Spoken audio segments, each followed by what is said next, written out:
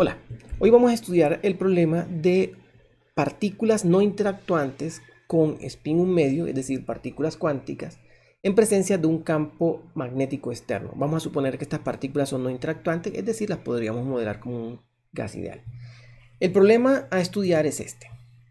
Sea un sistema de n partículas cuánticas con spin 1 medio, cuya interacción entre sí se puede despreciar. Es decir, el sistema se puede modelar como un gas ideal. Vamos a asumir que cada partícula tiene un momento magnético dado por esta expresión, donde el parámetro G sub S es 2.002, este es el valor que corresponde para un electrón, Q es la carga del electrón, M es la masa del electrón y este es el momento de spin, siendo H barra la constante de Planck dividida entre 2pi. Si aplicamos un campo magnético externo, ¿sí? Una cierta partícula cuántica se puede alinear paralela al campo o antiparalela al campo magnético. Si decimos que n sub 1 partículas se alinean con el campo, es decir, están con el mismo sentido del campo, y vamos a suponer que n2 partículas, que sería el número total menos n1, se alinean en sentido contrario al campo, entonces la energía de este sistema estaría dada por esta expresión. Este es un caso en el que vamos a suponer que las partículas están libres de alinearse y se pueden alinear completamente en dirección del campo o en dirección contraria del campo. Queremos entonces calcular el número de estados con energías entre E y E más un cierto intervalo delta D. Aquí algo que es muy importante a tener en cuenta es que la energía del sistema va a definir o va a marcar la condición en la cual el número de partículas alineadas paralelas y antiparalelas al campo van a estar en el sistema. Ahora bien, si nosotros escribimos el número de partículas, tenemos dos ecuaciones y son estas. Tenemos que el número de partículas paralelas al campo y antiparalelas al campo es exactamente n, si sumamos ambos números. Y de la ecuación que nos describe la energía del sistema podemos obtener otra ecuación para el número de partículas. Tenemos un sistema de dos ecuaciones con dos incógnitas que es muy fácil de resolver. Si sumamos estas dos ecuaciones obtenemos n2 y si las restamos obtenemos n1. Entonces miren que aparece un factor de la forma 2μ por B, por el campo magnético. Eso sería el número de partículas alineadas paralelas y este el número de partículas alineadas antiparalelas para una energía E.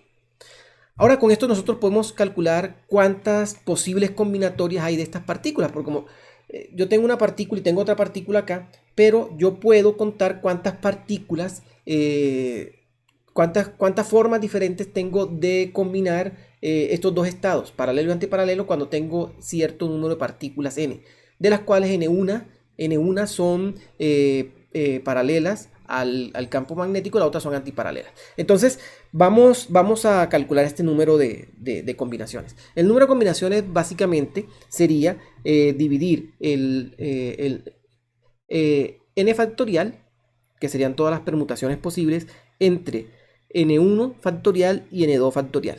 De esta forma calculamos las combinaciones como siempre las calculamos. Ahora bien, lo otro que tenemos que tener en cuenta es que de acuerdo a este número posible de partículas que estén alineadas o antilineadas con el campo magnético, nosotros vamos a tener una energía que condiciona que esto ocurra. Si nosotros escribimos esta energía en términos de una de las dos especies, es decir, por ejemplo, las que están alineadas paralelas al campo, nosotros encontramos que el intervalo de energía, o sea, un intervalo de energía va a estar definido de esta forma. Va a estar definido por una cantidad que cuantiza al número de partículas. Esto nos muestra claramente que los intervalos de energía están cuantizados y esa cuantización está en términos de 2μ por B.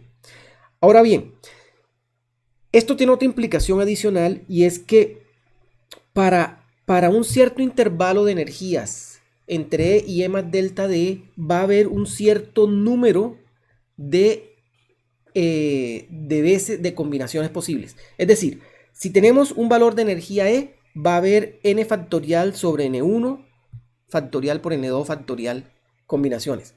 Para ese valor de E más un valorcito adicional, es decir, todavía hay un intervalo, va a haber otra vez esta combinación.